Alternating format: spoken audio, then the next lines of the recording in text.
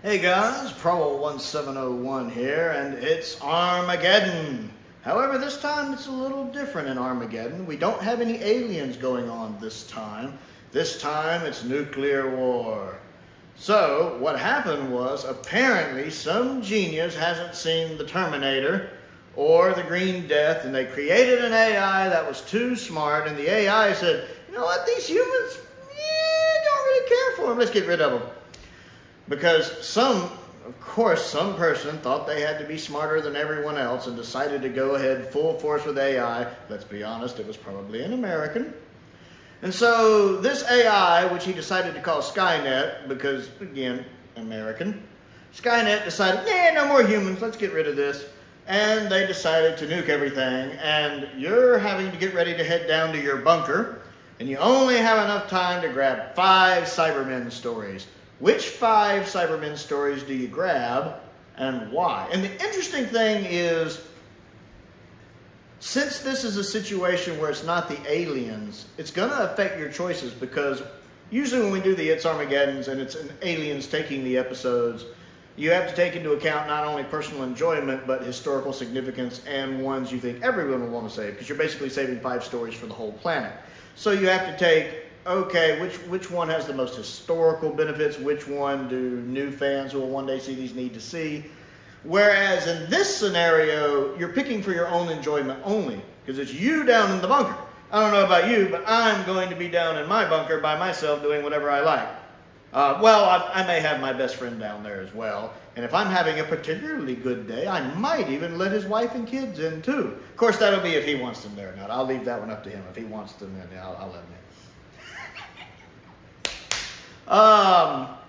So it's interesting how when you do these It's Armageddon videos, what the actual Armageddon threat is can affect the list. Because in this case, and I actually didn't realize this until I was doing the video, because this is actually the second attempt at doing this video. I actually filmed it once before, but my acid reflux was bothering me really bad. I didn't like the way it came out. That video is actually going to be available on the Patreon for my $5 patrons and up. So if you would like to see the first attempt, where I'm very much struggling, because acid reflux sucks, that will be on the Patreon, available at my $5 tier and up if you want to see that. But it wasn't until I was in the middle of that video, it occurred to me that I didn't have to take historical significance and what other people would want to see into account. I could literally do this list on my own personal enjoyment.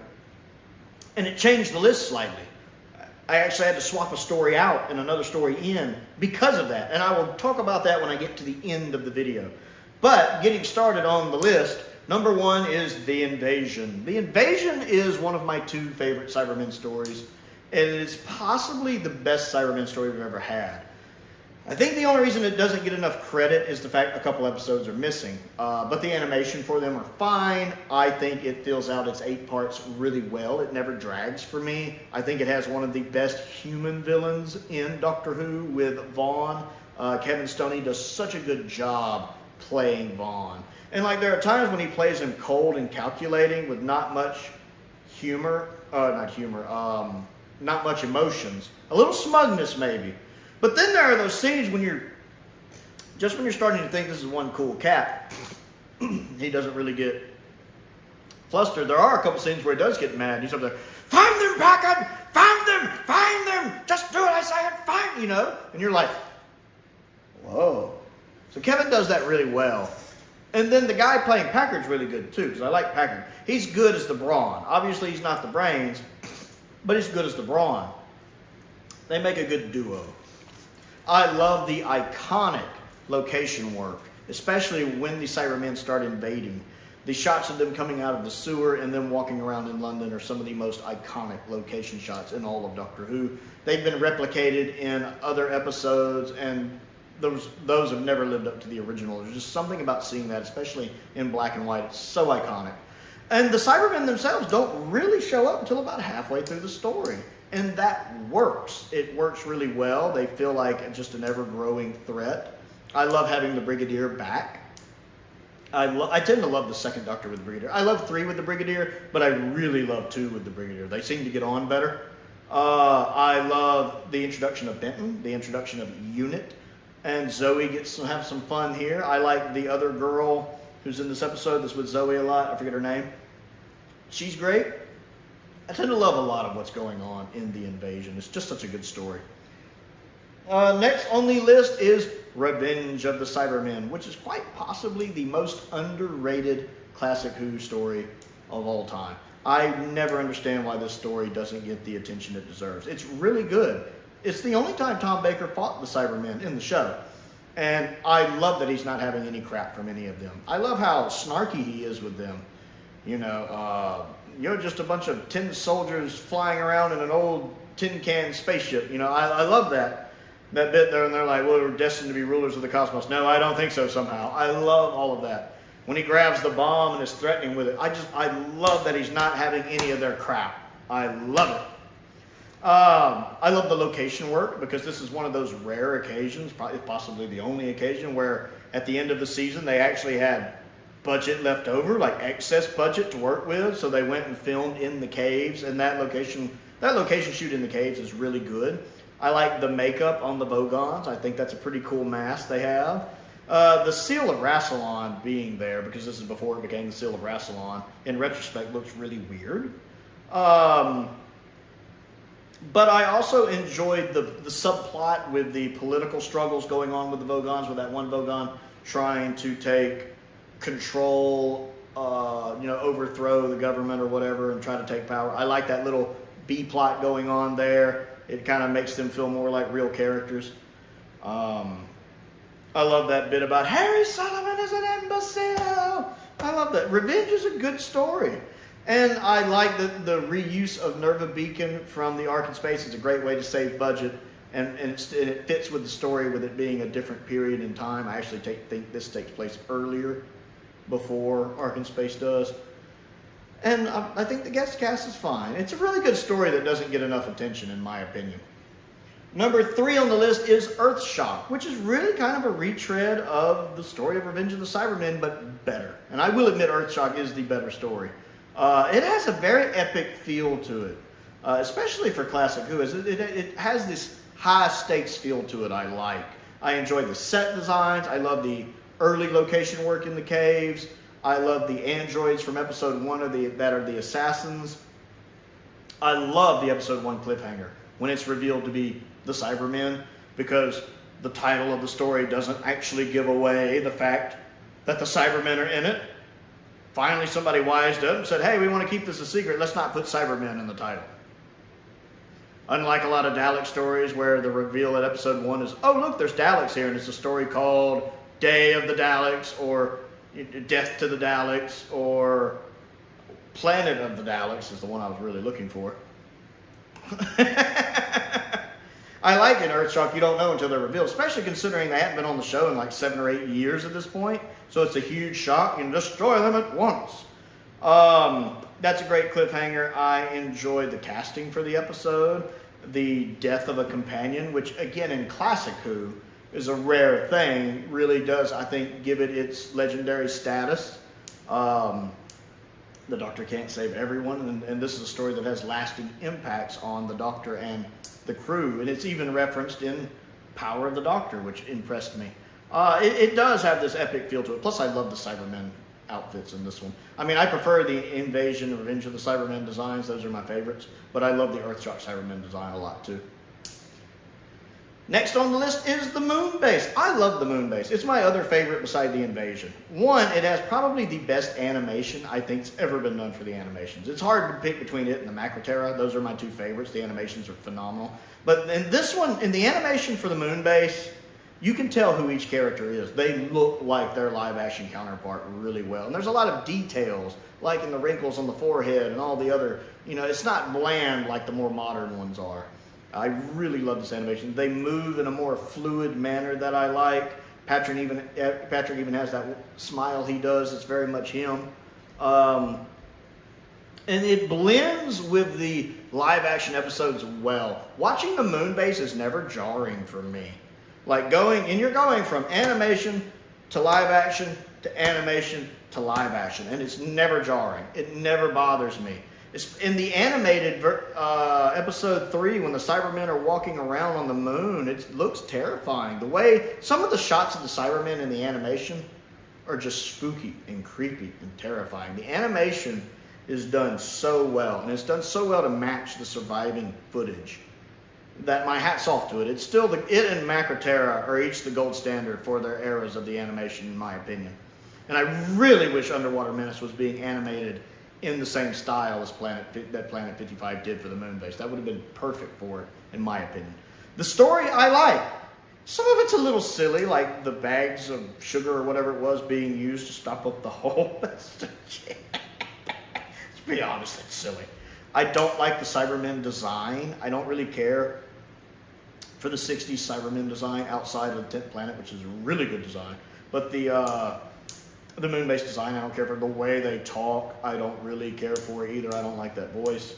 But it has some iconic speeches. The Doctor's, there are some corners of the universe which have bred the most terrible things. You know, that is from this episode. He has some other humorous bits. This was probably my favorite Patrick Troughton performance as the Doctor. I love how he plays the role here. And it has that wonderful episode 2 cliffhanger, which is one of the best Doctor Who cliffhangers, when the Doctor realizes the Cyberman's in the room. And he's like, did your men search in here? Every nook and cranny. Did they search in here? The insistence in his voice, and the way he's speaking in a whisper, but it's kind of a loud, frantic whisper. This is completely down to Troughton's performance. He sells it here. And you can see it on his face when he realizes the situation. Before he says anything, you see it on his face when you see it click. You see the light bulb go on. And then when he's telling the guys, come here. Your men searched everywhere. The way he plays that scene sells that cliffhanger, and it works. And oh my God, I wish the other 2 episodes survived. Those are 2 of the most wanted recovered episodes I want in all of Doctor Who.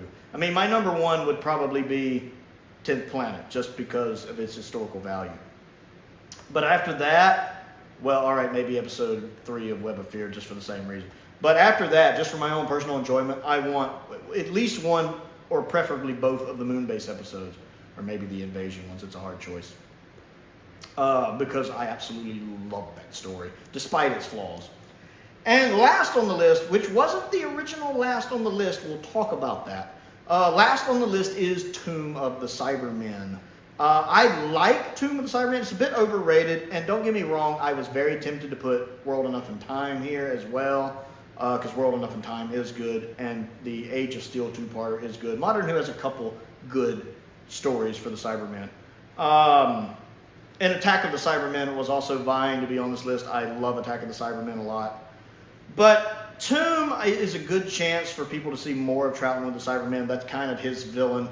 Tomb is good. Again, it also has its own flaws, but it's a good story. It is a complete story. It's one that, even for my personal enjoyment, I would probably go back over the others.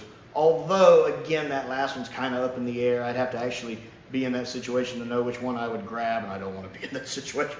But Tomb is the one that just barely makes my list, squeaking out over World Enough in Time and Attack of the Cybermen. Thinking about it, I might go Attack of the Cybermen. It's one or the other, Tomb or Attack of the Cybermen, because I think I like Attack a little better than Tomb. The one that almost made the list originally was the 10th Planet, because of its historical significance. When I was originally doing this list, and I was thinking of it the way I typically do in its Armageddon list, with the aliens invading. And I'm having to think, okay, it's not just my enjoyment, but it's the only 5 the whole planet will have. And the 10th Planet's such an important story, you kind of have to save it. It was only when I was partly through the original attempt at this video, I was like, wait, because of the nature of the Armageddon, with it being nuclear fallout, because an American had to create Skynet, because we know it'll be an American, yeah, I get to pick my own personal enjoyments, the ones I'll want to watch in the bunker with my best friend and possibly his family, depending on his mood. Although I might watch so much Doctor Who, they decide to leave the bunker. But yeah, the 10th Planet is a good story. One, I love the Mondasian Cybermen design. And the first 2 episodes of it are phenomenally good. Episode 3 suffers from Hartnell not being there due to being sick. That's not their fault, but it does suffer for it. And episode 4 suffers from the episode being missing. To be clear, the animation itself is fine. I love Planet 55's style of animation.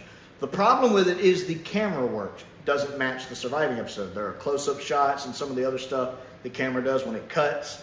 It feels jarring. Last time I watched the DVD, when I got to episode 4, I could appreciate the animation, but the way the cameras worked in it was very jarring from the surviving footage, personally. Plus, if I'm watching the regeneration scene, I want to see the live-action version of it. When the box set for season 4 comes out, it really needs an option to watch the episode 4 animation, but it switches over to that surviving live-action bit at the end. So you actually see the doctor like falling down and regenerating. So you watch the whole episode in animation until the last like minute or a few seconds or so. That's an option I need on that box set. So a 10th planet was originally on the list, but I swapped it out when I realized instead of having to pick what I thought everyone would want to save in historical significance, I was just picking for my own personal enjoyment. And it's really interesting now that I think about it to see how the Armageddon scenario can affect how a list plays out. I've never really thought about that, but I find it interesting now, and I will keep that in mind for future Armageddon videos. So that's the 5 I would pick if Skynet took over the world and was bombing everything and I had to move down to the bunker. I want to know what you think, except for Flyattractor. Flyattractor is excused from this list because I know he's already moved everything down to the bunker, and he's sitting calmly in the bunker right now, probably reading a Doctor Who Target novel, not worried about the bombs going off overhead. Like, yeah, good thing I already got my stuff down here. So he's excused. Everyone else, I want to know what you think, so comment down below and let me know. Other things to do, don't forget to click the like button and the subscribe button and the bell for notifications so you never miss out on another video. I am trying to reach 1,000 subscribers in 2023. That is my goal for the year. So if you would like to support me on that, don't forget to click that subscribe button. That helps out. I also have a Patreon if you would like to support me that way. There's a link to that down in the description below. My entry-level tier is only $2 a month, and my top tier is $20 a month, although I do have a special tier that's a little more. The original version of this video will be on the Patreon at the $5 tier and up if anyone wants to see that. I was struggling through it. And it does help out. It's certainly appreciated. I do want to give a shout out to all of my top tier patrons, Stephen Crane, Colin Coney, and Perkins.